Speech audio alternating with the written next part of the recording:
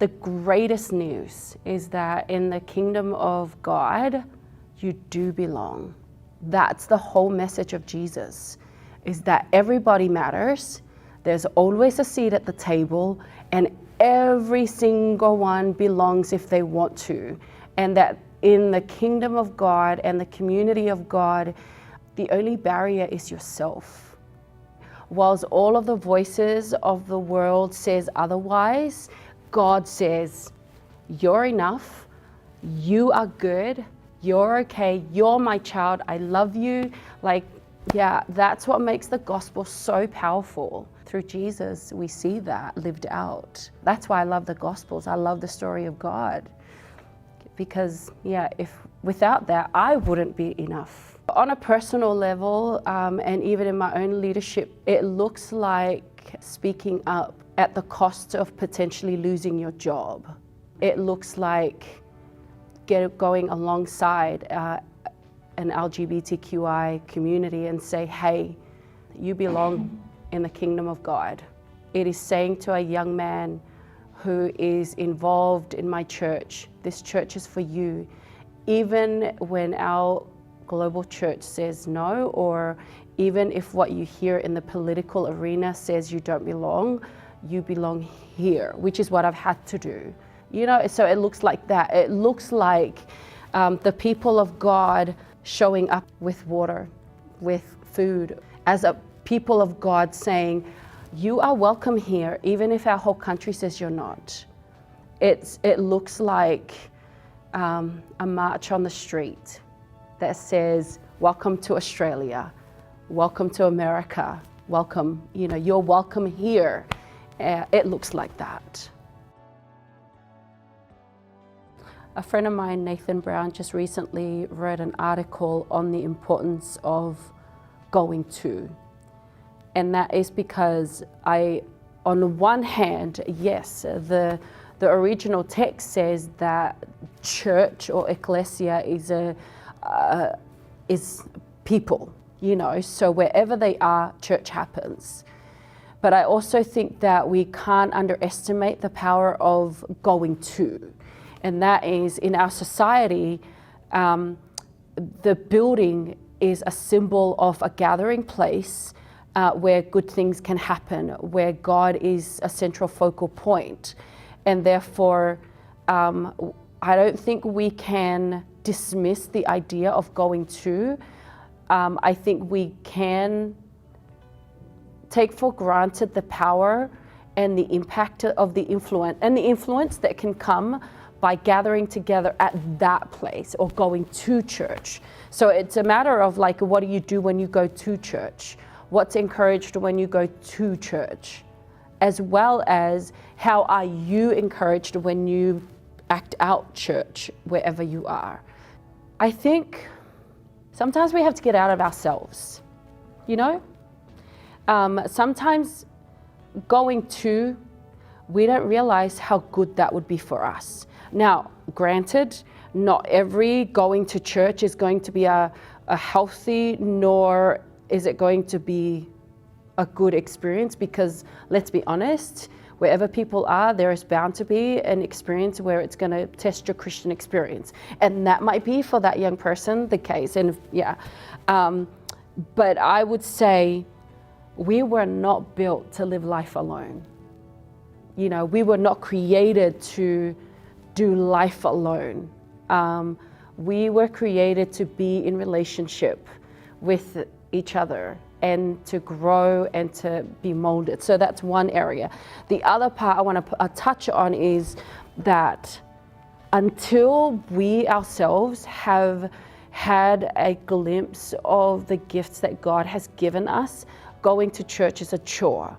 But when we have been given an opportunity to see God's gifts that He's given us and the capacity that we have to bring good to wherever it is that we're going to, we're not going to ever want to go there unless we've seen the power of unleashing our gifts into that place we're going to. We're always becoming. See, becoming is a process, it's not an end game. We are always developing, and 10 years ago, I probably wouldn't articulate what I'm currently articulating now in such a way. So 10 years from now, if you ask me the same questions, I would say I would probably use different words or articulate it a different way. Like, we're always a work in progress. And so trust the process of God.